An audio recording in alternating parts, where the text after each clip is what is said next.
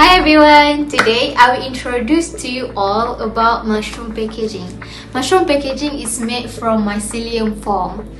This is mycelium. What is mycelium? Mycelium is the root network of a fungus usually found in the ground.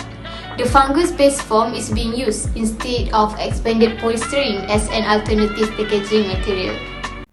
The first principle is to prevent waste. Mushroom packaging was made from mycelial tissue and agricultural waste, in these cases, crop waste such as corn husks, sugarcane barges, and rice husks. All of this would then result in a zero waste product. Why? First of all, let me tell you that this product was actually an alternative product for styrofoam or polystyrene. True to its name, polystyrene was made from a polymerizing styrene that used a phenol on it. All of this make there is a chemical bond and a chemical reaction inside of one product that make it non-biodegradable and non-recyclable. According to a research done by Washington University, it takes about 500 years in order for a styrofoam to decompose. This is why landfills is full of it. There's so much waste and most of it comes from styrofoam. However, it's different with mushroom packaging. As it was made from a natural ingredient, it could become a compost and go back to the nature. That's why this product is indeed preventing waste. So the 10th green chemistry principle is to design chemical and product to degrade after use. So how is it applied in the mushroom packaging is that our product is made out of mycelium foam, which is completely biodegradable as it is an organic substance or an organic product. So this property is highly desirable for single-use applications such as packaging, and it can even degrade in the natural environment and return nutrient into the soil. Furthermore, it is also fully degradable in 30 to 45 days as compared to styrofoam, the product that we usually use now, which may take forever due to its plastic nature. So anyone who receives their products in this mushroom packaging can simply just throw out the packaging at their garden or their backyard, and it can act as a natural fertilizer. Next principle is less hazardous chemical synthesis. Styrene is an aromatic hydrocarbon which is colorless and vaporized easily. There was a study where air samples were collected based on NIOSH 1501 method and analyzed by variant CP3800 gas chromatograph. In these studies, it shows that the workers in plastic packaging factories that are exposed to styrene vapor have definite cancer risk by 16%. This is very dangerous for the workers. On the other hand, by using mycelium foam, there is no exposure to toxic gases, so there is less cancer risk to workers. The fourth principle of green chemistry is several chemical and product. As stewards of this planet, it is our responsibility to explore sustainable alternatives, and today we will dive into the innovative world of mushroom packaging. So, what is this mushroom packaging all about? Imagine packaging material that is not only sturdy and versatile, but also environmentally friendly from production to disposal. Mushroom packaging derived from mycelium. The root structure of mushrooms is an extraordinary example of sustainable innovation. Mycelium foam are natural and non-toxic materials, so it is safer for human health and the environment because fungi is natural and renewable source of valuable polymers such as chitin and quercetin, while traditional packaging materials such as plastic is made from synthetic polymers may contain harmful chemicals like BPA and it will lead to cancer. From pollution to waste, these materials have far-reaching consequences, so it's time for a change. Safer solvent and reaction condition. Most conventional packaging are using styrene. In the manufacturing process, styrene need to undergo expanding process using blowing agents such as propane, CFCs, and pentane. However, these blowing agents are harmful to the environment. For example, pentane poses flammability hazard, and CFCs can cause depletion of ozone layer. With the product mycelium foam, there is no expanding process. It only has cold or hot pressing process to prevent further growth of mycelium. This is increasing energy efficiency. Mycelium unit product production heavily consider environmental impact with its overall energy usage being offensively utilized in most of its life cycle. Ensuring that the environmental conditions for mycelium growth include temperature, humidity, and air quality. Power mycelium cultivative process with renewable energy sources like solar, wind, or hydroelectric power to minimize the carbon footprint. Invest in research to develop more energy-efficient production processes, including strain selection and genetic engineering. The seventh principle is use renewable feedstock. Styrofoam was made from a polymerizing styrene, and its main medium would be styrene and a liquid hydrocarbon. Thus, it's more on the chemical side as its main medium. However, our product was made from organic material, which is mycelia tissue. Mycelia tissue make it no need for us to use any type of glue or a chemical thing in order to make it stick together, as mycelia tissue would groove together along with another medium such as crop waste and make it one product inside the mold. 8 is avoid chemical derivative. Substrates used to grow mycelium, such as agricultural waste product, typically require minimal chemical derivative. Consider sustainable pretreatment can use of mild acid, biological pretreatment, or less toxic chemical.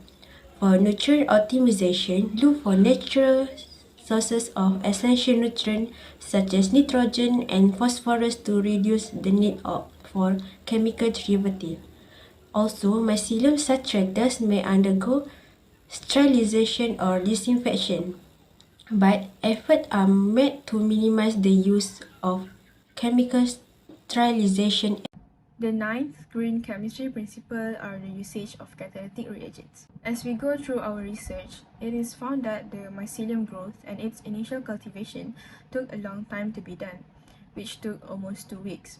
And this is obviously not ideal given that the need for swift production to meet the product demands.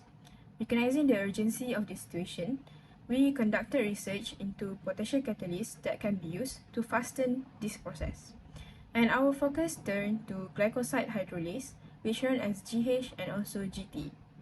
GH, which is a major group of CA enzymes, plays a crucial role in catalyzing the glycosidic linkage within polysaccharides.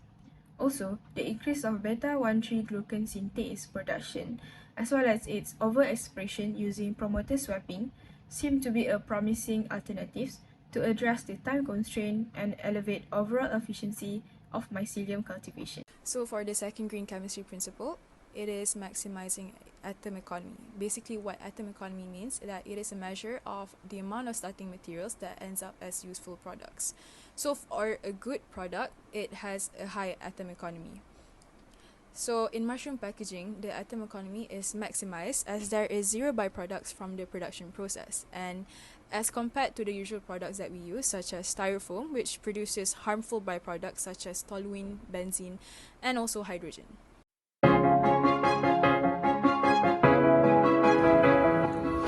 Now, for the 11th principle of green chemistry is analyze in real time to prevent pollution.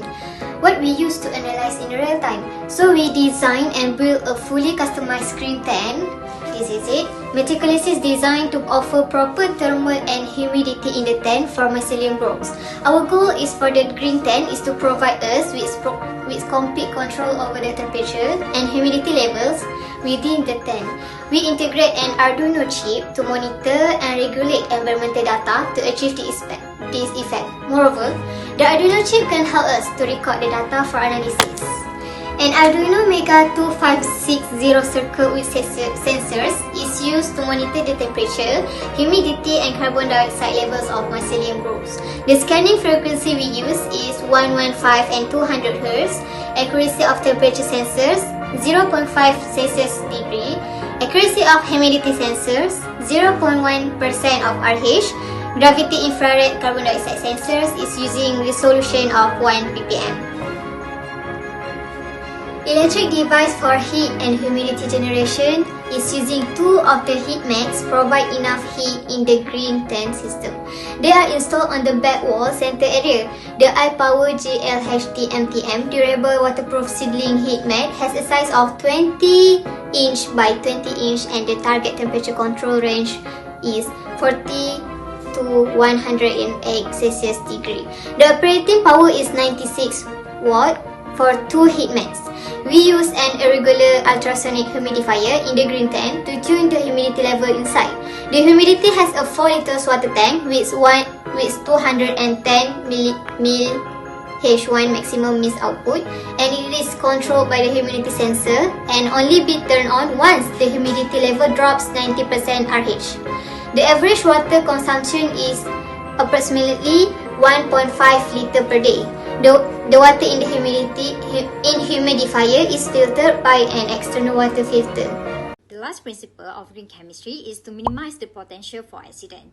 As we journey towards sustainable alternatives, it is crucial to understand how innovation like mushroom packaging not only benefit the environment but also contribute significantly to minimizing the potential for accident.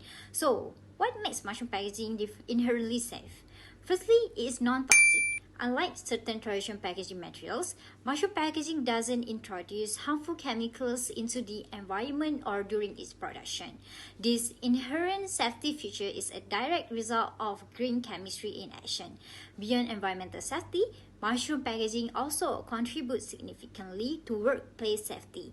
The production processes of mushroom packaging are designed with worker safety in mind. By minimizing the use of hazardous materials, the risk of accidents in manufacturing facilities is substantially reduced, aligning perfectly with green chemistry's commitment to human health and safety.